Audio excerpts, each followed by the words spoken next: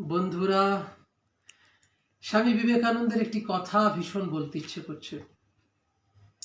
তোমার সঙ্গে যদি কেউ কখনো খারাপ ব্যবহার করেন বা নোংরা ব্যবহার করেন, তুমি বিনিময়ে তার সঙ্গে নোংরা ব্যবহার করো না।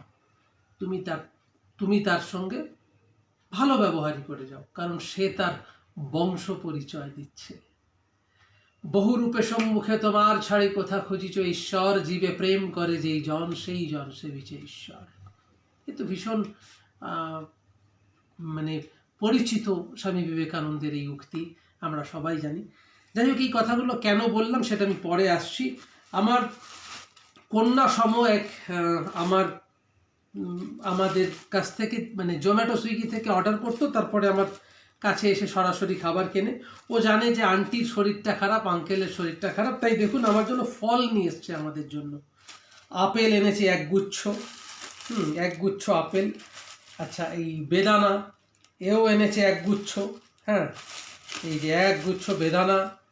আচ্ছা, এটা লেবু, কি লেবু আমি জানি না, কমলা লেবু মনে হচ্ছে। হ্যাঁ, না, এটা মনে হচ্ছে মুসম্বি লেবু। এও এক গুচ্ছ, একাধিক। হ্যাঁ, অনেক। তো এইগুলো না, ও কিন্তু আমার মেয়েরই বয়সী, আমার কন্যা সম। তো এত ভালোবাসে, আন্টিকে এসে জড়িয়ে ধরে কাঁদে, বলে আন্টি তোমরা কি ভালো, তোমরা কি ভালো। তো এগুলো জানেন তো, এগুলো না অর্জন করে নিতে হয়। এগুলো কেউ কাউকে এমনি এমনি করে না, দেয় না। ভালোবাসার বিনিময়ে ভালোবাসা পাওয়া যায়। আগে ভালোবাসতে শিখুন, তারপরে ভালোবাসা আশা করবেন। যাই হোক, আজকে এইটুকুই থাক। স্বামী বিবেকানন্দ নিয়ে আরেক দিন গল্প হবে, আরেক দিন আলোচনা হবে।